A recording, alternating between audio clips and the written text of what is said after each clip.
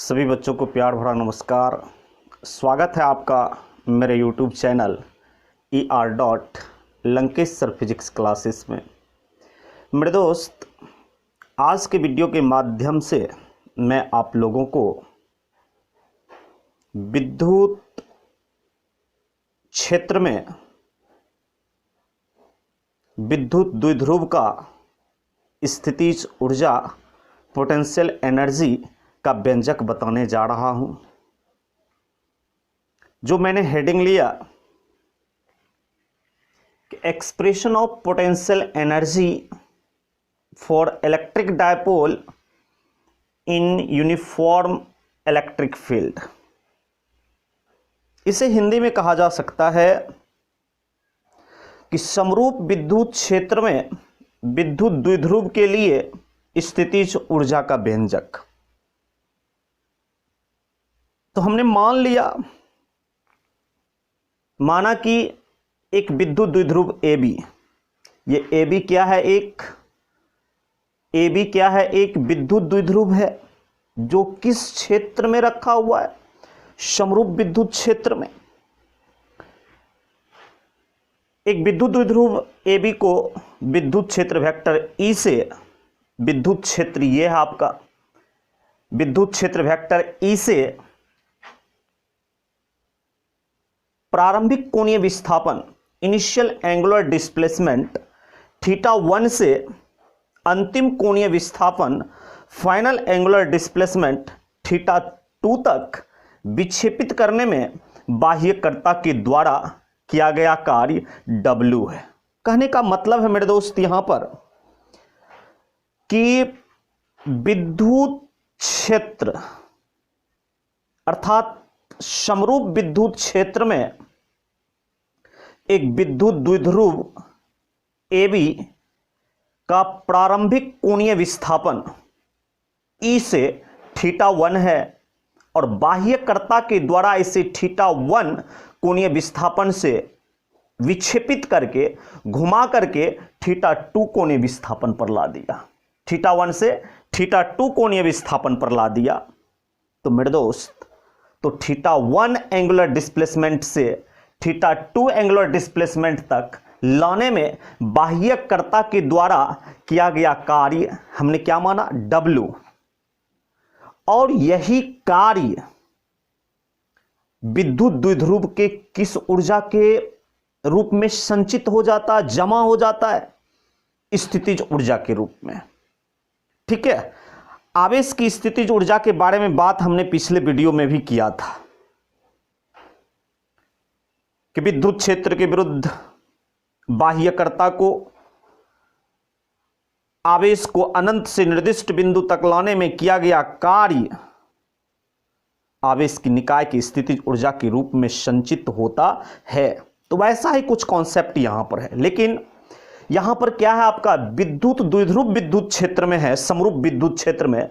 तो मेरे दोस्त, हम लोगों ने देखा कि समरूप विद्युत क्षेत्र में जब किसी विद्युत द्विध्रुव को स्वतंत्र रूप से निलंबित किया जाता है तो उस पर एक टॉर्क डेवलप होता है, उस पर एक बलयुग्म का आघूर्ण अर्थात टॉर्क कार्य करता है और वह टॉर्क हमेशा विद्युत द्विध्रुव को विद्युत क्षेत्र की दिशा में व्यवस्थित करने का प्रयास करता है, विद्युत क्षेत्र की दिशा में लाने का प्रयास करता है। इसीलिए उस टॉर्क को हम लोग कह सकते हैं रीस्टोरिंग टॉर्क, प्रत्यानयन बलयुग्म आघूर्ण उसको कह सकते हैं मेरे दोस्त।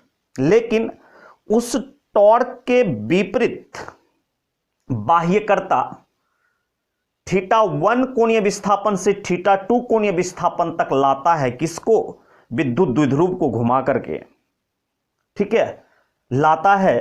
तो मेरे दोस्त, θ1 से θ2 पोजीशन तक लाने में जो कार्य किया जाएगा, यही कार्य उसके किस ऊर्जा के रूप में संचित हो जाएगा, जमा हो जाएगा? स्थितिज ऊर्जा के रूप में। और स्थितिज ऊर्जा के रूप में जब ये किया गया कार्य संचित होगा तो विद्युत द्विध्रुव के स्थितिज ऊर्जा में वृद्धि होगी। तो कहने का मतलब है ये किया गया कार्य विद्युत द्विध्रुव के स्थितिज ऊर्जा में वृद्धि के बराबर होगा। ठीक है, तो ये तो हम लोगों का एक कॉन्सेप्ट है कि जब कार्य करेगा बाह्यकर्ता विद्युत द्विध्रुव पर एक पोजीशन से दूसरे पोजीशन तक लाने में, तो जो कार्य किया जाएगा वह कार्य विद्युत द्विध्रुव के स्थितिज ऊर्जा में वृद्धि के बराबर होगा। विद्युत द्विध्रुव की स्थितिज ऊर्जा में वृद्धि के बराबर होगा।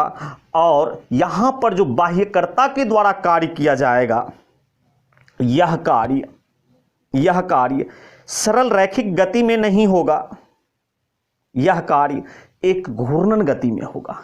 किस गति में होगा? घूर्णन गति में होगा। तो इसीलिए घूर्णन गति में कार्य का क्या व्यंजक होता है, यह भी हमने पिछले वीडियो में देखा था। और कार्य कैसे ज्ञात करते हैं, इस चीज को भी हम लोगों ने देखा था। तो इन दोनों चीजों को जोड़ करके आगे हम जो ज्ञात करना है वो ज्ञात करेंगे। ठीक है, तो मेरे भाई बाह्यकर्ता के द्वारा किया गया कार्य W है, और इस कार्य करने से विद्युत द्विध्रुव की स्थितिज ऊर्जा में वृद्धि कितना से हो जाता? डेल्टा U से। वृद्धि क्यों नहीं होगा दोस्त? बिल्कुल होगा। जो कार्य किया जाएगा वह कार्य उसके स्थितिज ऊर्जा के रूप में संचित होगा, तो पहले कुछ ऊर्जा होगी और जो कार्य किया वो भी उसमें संचित हुआ, तो निश्चित रूप से स्थितिज ऊर्जा में क्या होगी? वृद्धि होगी। ठीक है, तो यहां पर हम लोग कैलकुलेशन करते हैं, क्या ज्ञात करने के लिए? स्थितिज ऊर्जा का व्यंजक ज्ञात करने के लिए। ठीक है, तो मेरे दोस्त एक चीज हमेशा आप ध्यान में रखोगे, हम लोग देख चुके हैं इस चीज को, पढ़ भी चुके हैं कि बाह्यकर्ता के द्वारा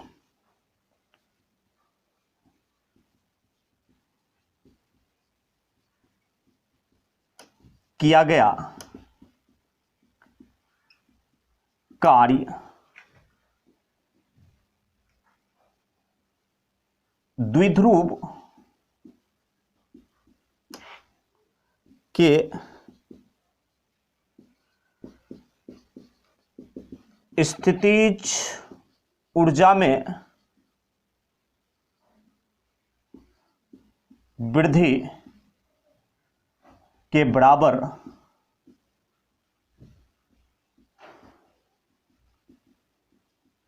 होता है। ठीक है, तो मेरे भाई यहां पर θ1 से θ2 पोजीशन तक लाने में किया गया कार्य कितना है? W। तो W बराबर हो जाएगा इसके स्थितिज ऊर्जा में वृद्धि। तो कितना से वृद्धि हुआ? डेल्टा U से। तो W बराबर क्या हो जाएगा? Delta U। जहां डेल्टा U क्या है मेरे दोस्त?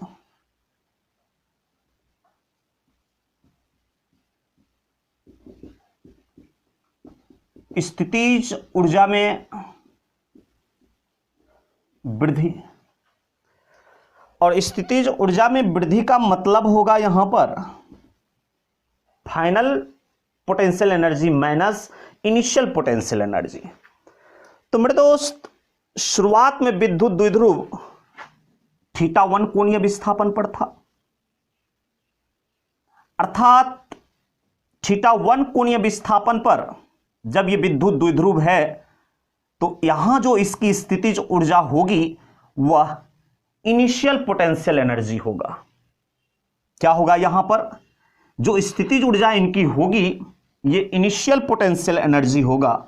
और इनिशियल पोटेंशियल एनर्जी को यहां पर हमने किससे सूचित किया? UI से। किससे सूचित किया? UI से। और जरूरत पड़ने पर UI को हम Uθ1 से भी रिप्रेजेंट कर सकते हैं, दिखा सकते हैं, लिख सकते हैं, क्योंकि ये जो इनिशियल पोजीशन, इसका जो प्रारंभिक स्थिति है, ये कितने कोण पर है? θ1 कोण पर। कितने कोण पर है? θ1 कोण पर। तो इसलिए मेरे दोस्त θ1 कोण पर जो इसकी स्थितिज ऊर्जा होगी उसको हम Uθ1 से भी दिखा सकते हैं। और θ1 कोणीय विस्थापन पर इसकी स्थितिज ऊर्जा को UI से और θ1 से रिलेटेड Uθ1 से, इसीलिए UI को हम Uθ1 से रिप्लेस कर सकते हैं। और इसको बाह्यकर्ता ने θ1 पोजीशन से घुमा के यहां पर ला दिया θ2 पोजीशन पर। तो θ2 पोजीशन इसका क्या है, फाइनल। और फाइनल पोजीशन में इसकी स्थितिज ऊर्जा को हमने किससे सूचित किया, uf से। और uf को हम uθ2 से रिप्रेजेंट कर सकते हैं। क्यों, क्योंकि विद्युत क्षेत्र इस फाइनल पोजीशन कितना कोण पर है, θ2 कोण पर। इसीलिए uf को हम किससे रिप्लेस कर सकते हैं, uθ2 से। तो वृद्धि का मतलब ही होता है फाइनल माइनस इनिशियल। तो कहने का मतलब है uf माइनस ui होगा। तो हम यहां पर लिख सकते हैं uf माइनस ui।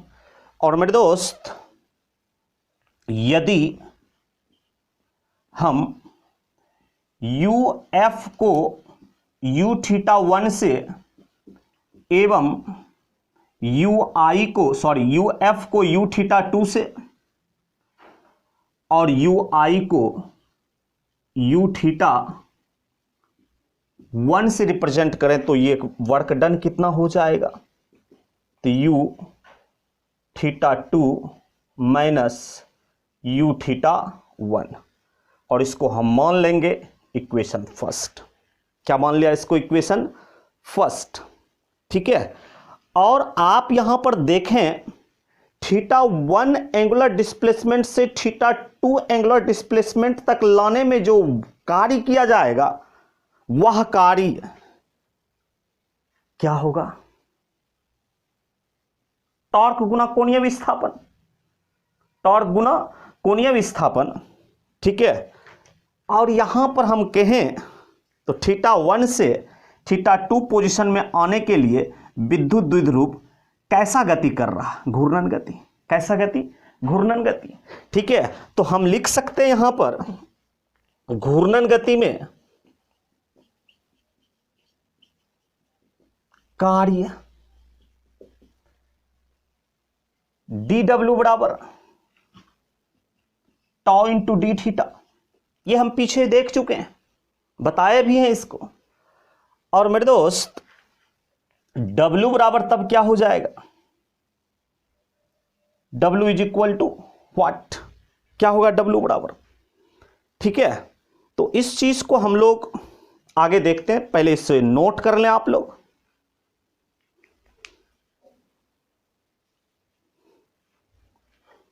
चलिए मिटाते हैं इसे।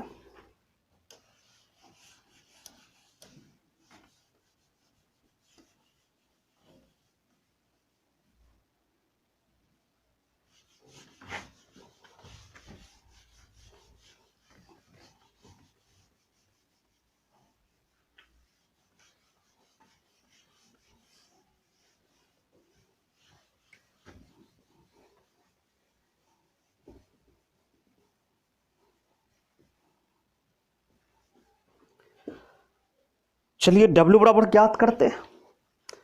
पिछले भी वीडियो में मैंने बताया था कि integration dx is equal to क्या होता है, x। इसलिए मेरे दोस्त इसको हम लिख सकते हैं x बराबर इंटीग्रेशन dx। तो इस कॉन्सेप्ट के आधार पर हम W बराबर लिख सकते हैं इंटीग्रेशन dw। और dw is equal to tau d theta. और पीछे आप लोग को बताया गया है कि टाउ कितना होता है, पीई साइन थीटा। तो मेरे दोस्त ये हो जाएगा आपका PE sine theta D theta. और लिमिट इस पर क्या होगा, θ1 से θ2, θ1 टू θ2। और पीई वास्तविक रूप में क्या होता है मेरे दोस्त, कांस्टेंट। पीई वास्तविक रूप में क्या होता, कांस्टेंट।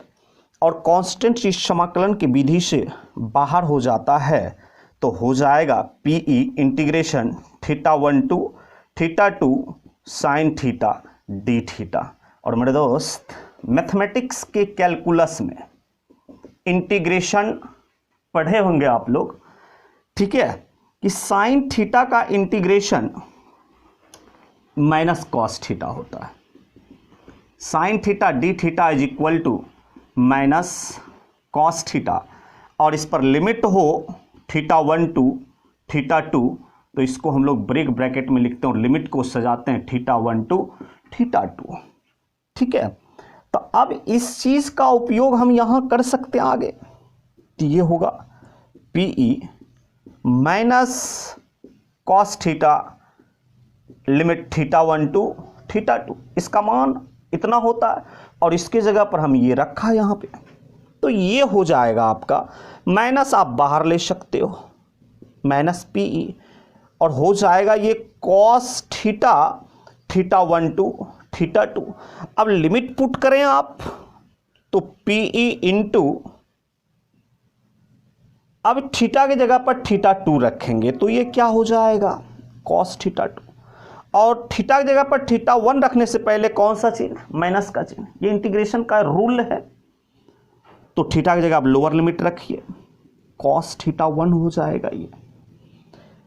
ठीक, अब माइनस PE से दोनों में आप गुना कर दें तो क्या हो जाएगा ये माइनस PE कॉस θ2, और माइनस गुना माइनस प्लस नहीं करेंगे। ठीक है, तो माइनस PE से फिर माइनस का माइनस लिख दिया और माइनस PE इसमें गुना होगा, कॉस थीटा PE कॉस θ1। ये आपका वर्क डन मिला किसके सूत्र से, जब वस्तु घूर्णन गति में हो तो कार्य के सूत्र से हमें कार्य का यह मान प्राप्त हुआ, और इसको मान लें आप इक्वेशन 2। क्या मान लें इसे, इक्वेशन 2। तो मेरे दोस्त अब हमने जो W ज्ञात किया दो कॉन्सेप्ट से, इसी विद्युत द्विध्रुव के लिए θ1 पोजीशन से θ2, तो ये दोनों जो कार्य का व्यंजक हमने ज्ञात किया, यह दोनों की समानता को देखते हुए हम तुलना करेंगे तो हमें जो ज्ञात करना है शायद वो मिल जाएगा।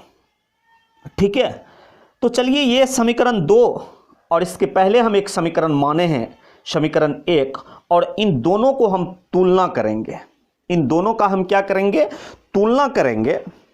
ठीक है, तो चलिए आप इसे पहले नोट कर लें।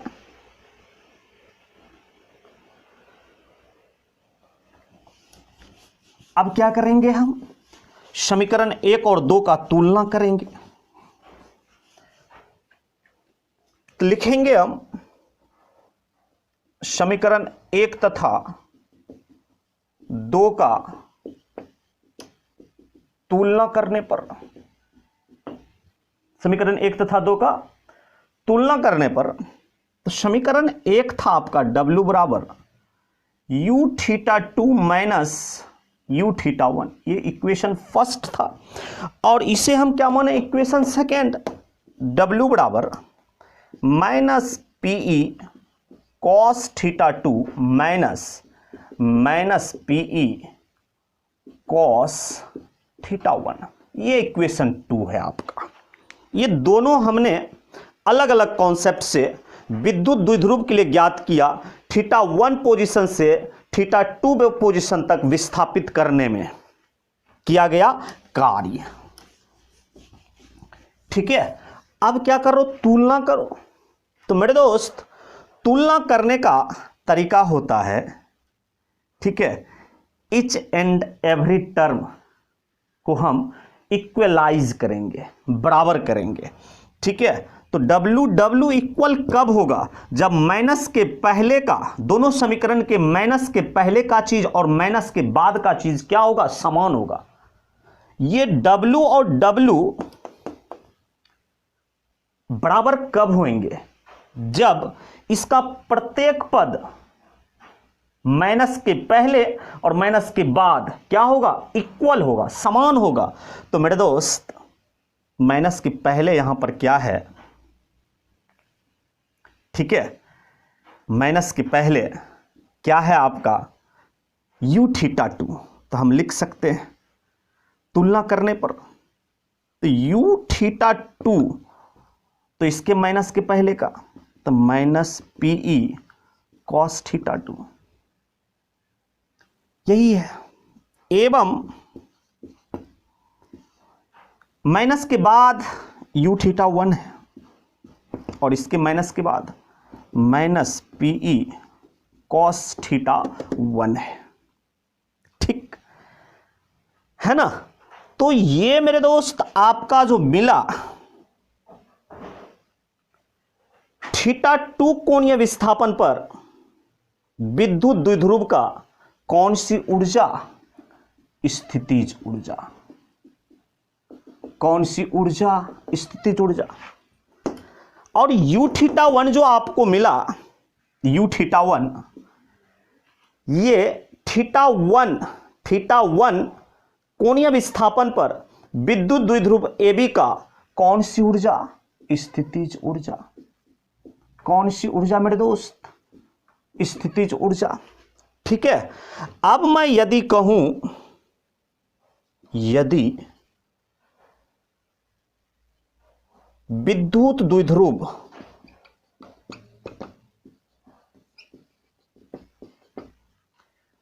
वेक्टर ई से थीटा कोण पर हो तो यू थीटा हो तो यू थीटा बराबर, तो देखिए यू थीटा 2 के लिए माइनस पीई कॉस थीटा 2 और यू थीटा 1 के लिए माइनस पीई कॉस थीटा 1। तो इसी के आधार पर मेरे दोस्त यू थीटा बराबर क्या होगा? Minus PE cos theta. तो इसे आप याद रखेंगे। यही आपका क्या मिल गया? विद्युत समरूप विद्युत क्षेत्र में थीटा कोणीय विस्थापन पर विद्युत द्विध्रुव की स्थितिज ऊर्जा, विद्युत द्विध्रुव की स्थितिज ऊर्जा, इसे हम डॉट प्रोडक्ट के भी रूप में लिख सकते हैं। किसके रूप में लिख सकते हैं? डॉट प्रोडक्ट के रूप में। कैसे? तो देखिए आप, चूंकि वेक्टर ए डॉट बी अर्थात दो सदिश का डॉट प्रोडक्ट अदिश गुणनफल ए बी कॉस थीटा होता है, तो इसीलिए मेरे दोस्त P और E भी यहां पर दो सदिश है, तो हम लिख सकते हैं P डॉट E। तो P डॉट E बराबर क्या होगा?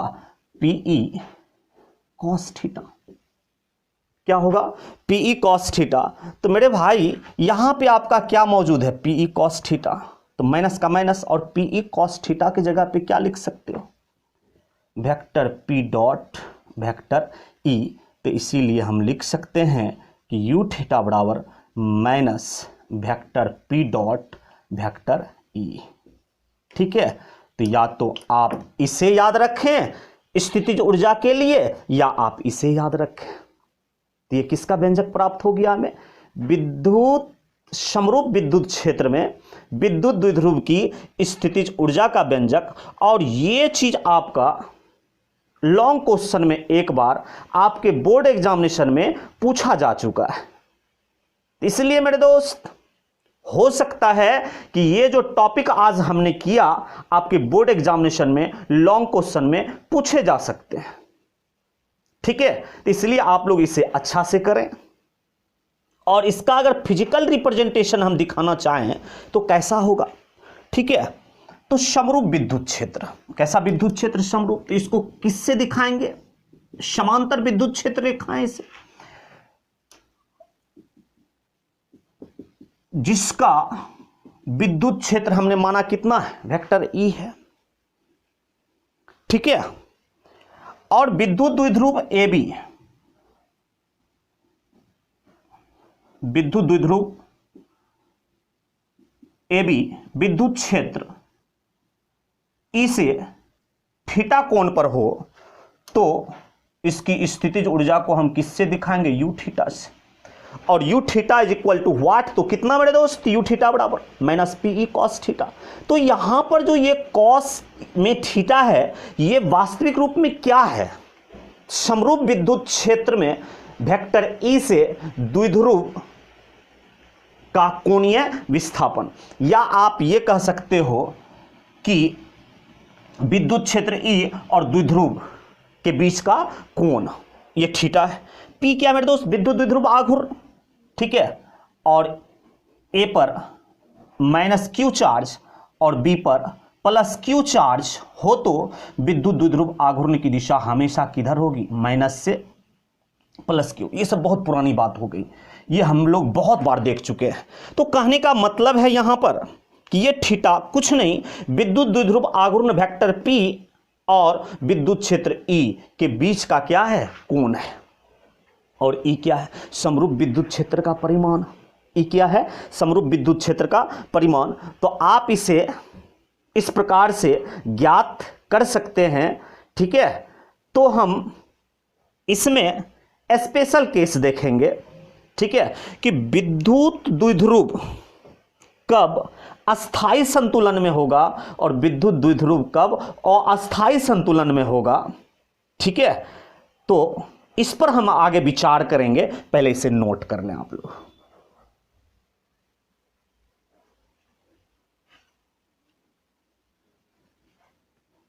चलिए, उम्मीद करता हूं नोट कर लिए होंगे आप।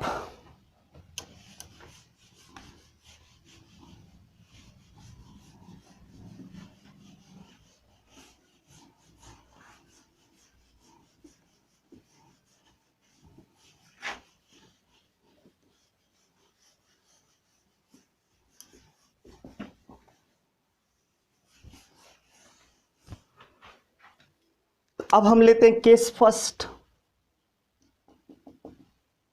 यदि थीटा बराबर 0 डिग्री हो तो स्थितिज ऊर्जा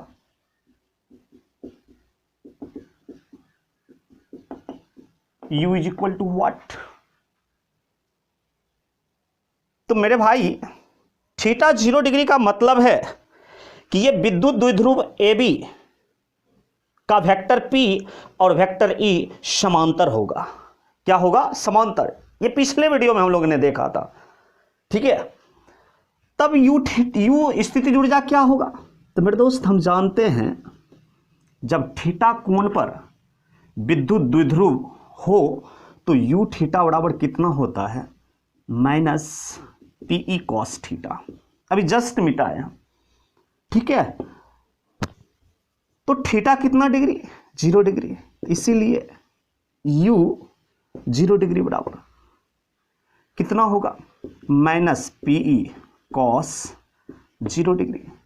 और कॉस 0 डिग्री मेरे दोस्त 1 होता है, तो ये कितना हो जाएगा, माइनस PE गुना 1। तो U 0 डिग्री बराबर, सॉरी U 0 डिग्री बराबर अर्थात 0 डिग्री के कोण पर स्थितिज ऊर्जा क्या होगा, माइनस PE। क्या होगा, माइनस PE। क्या होगा दोस्त, माइनस PE, ठीक है। कहने का मतलब है कि ये मान मिलेगा आपको कब, जब वेक्टर P एवं वेक्टर E समांतर हो। क्या हो, समांतर। तो स्थितिज ऊर्जा माइनस PE होगा, ठीक है। अब केस 2 की बात करते हैं।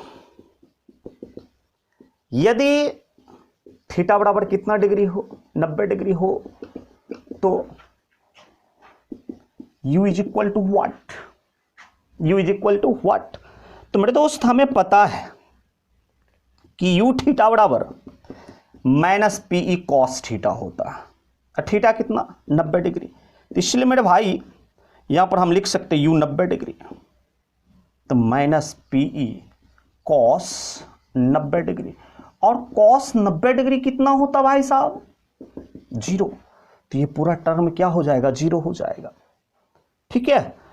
तो 90 डिग्री पर विद्युत द्विध्रुव की स्थितिज ऊर्जा कितनी हो जाएगी, 0। कितनी हो जाएगी, 0। ये स्थितिज ऊर्जा 0 होगा कब, कब, जब वेक्टर P एवं वेक्टर E क्या हो, लंबवत। ये किसका सिंबल है, परपेंडिकुलर का। किसका सिंबल है, परपेंडिकुलर का। वेक्टर P एवं वेक्टर E क्या हो मेरे भाई, लंबवत। तब उस स्थिति में विद्युत द्विध्रुव की स्थितिज ऊर्जा कितनी होगी, 0। कितनी होगी, 0 होगी, ठीक है। तो ये केस 1, केस 2। अब हम करते हैं केस 3। क्या करते हैं अब, केस 3, ठीक। तो मेरे दोस्त यदि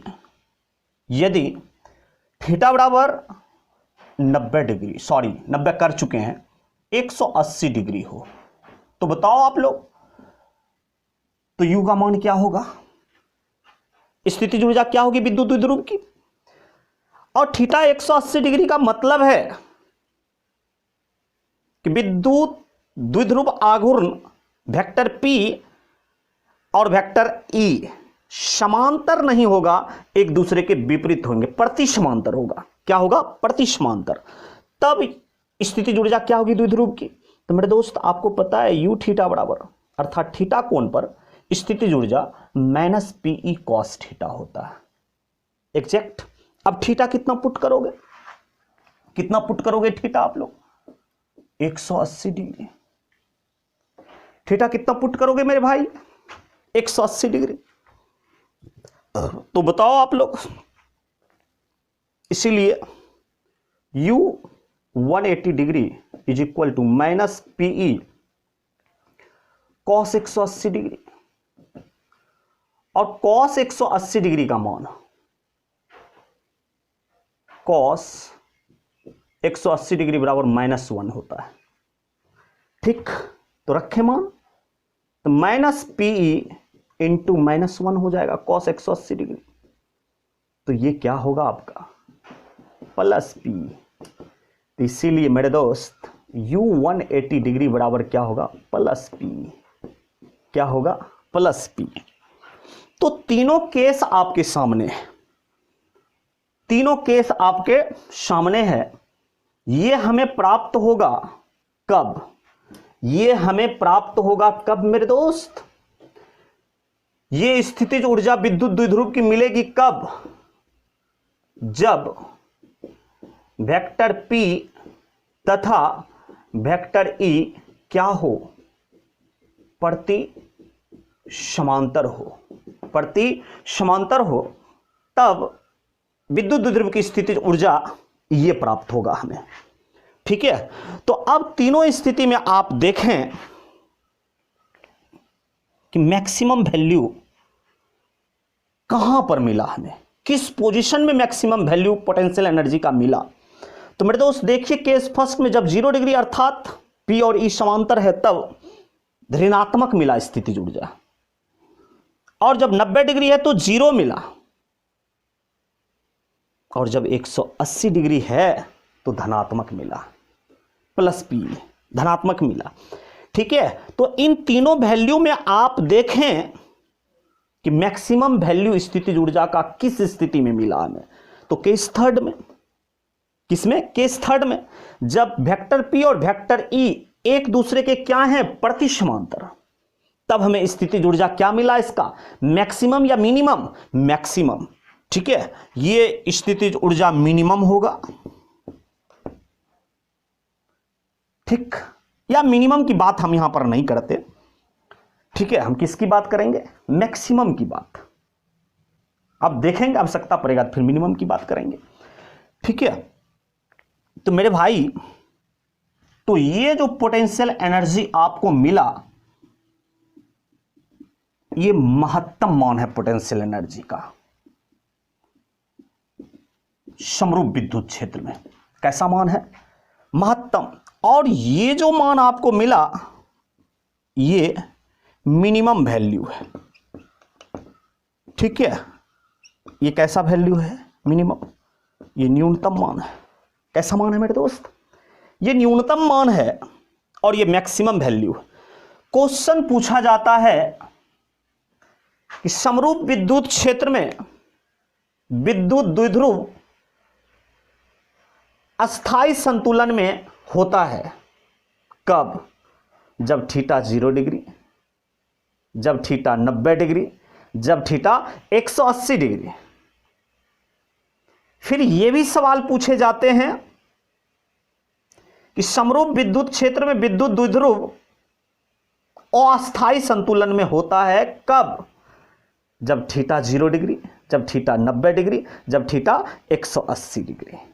तो ये दो सवाल के लिए, ये दोनों प्रश्न का, क्वेश्चन का आंसर के लिए हमें थोड़ा सा विचार करना पड़ेगा, सोचना पड़ेगा, ठीक है। आप ऐसे सोचें मैं एक उदाहरण लेता हूं एक छोटा सा बच्चा का जो 2-3 साल का है और एक 90 साल के बुजुर्ग व्यक्ति का उदाहरण लेता हूं। तो आप हमें बताएं कि 3 साल के बच्चे एक हैं, दूसरी तरफ 90 साल का एक बुजुर्ग व्यक्ति है, तो दोनों के पास एनर्जी, दोनों में किसके पास एनर्जी ज्यादा होगा, ऊर्जा ज्यादा होगा? तो आप बेशक कहेंगे कि सर छोटे बच्चे में अधिक ऊर्जा होगी बुजुर्ग व्यक्ति के सापेक्ष। तो आप देख लो, छोटे बच्चे एक जगह पर स्थिर नहीं रह सकता क्योंकि उसमें ऊर्जा अधिक है, एनर्जी अधिक है, जिसके कारण से एक स्थान पे वो स्थिर नहीं रह सकता। इसलिए मैं कह सकता कि वह अस्थायी संतुलन में है। छोटे बच्चे अर्थात जिसके पास अधिक ऊर्जा होगी वो अस्थायी संतुलन में होगा, और जहां पर कम ऊर्जा होगी वो किस संतुलन में होगा? जहां पे न्यूनतम ऊर्जा होगी वह अस्थायी संतुलन में होगा, और जहां पर मैक्सिमम ऊर्जा होगी वह अस्थायी संतुलन में होगा। ठीक है, तो आप यहां पे बताओ, मैक्सिमम ऊर्जा हमें प्राप्त होता है केस थर्ड में, अर्थात पी और ई जब प्रति समांतर होते हैं तब।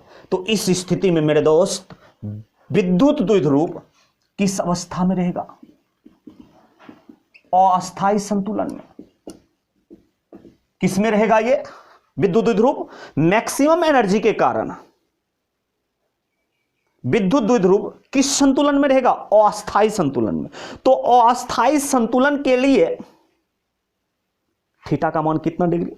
180 डिग्री। थीटा का मान कितना डिग्री?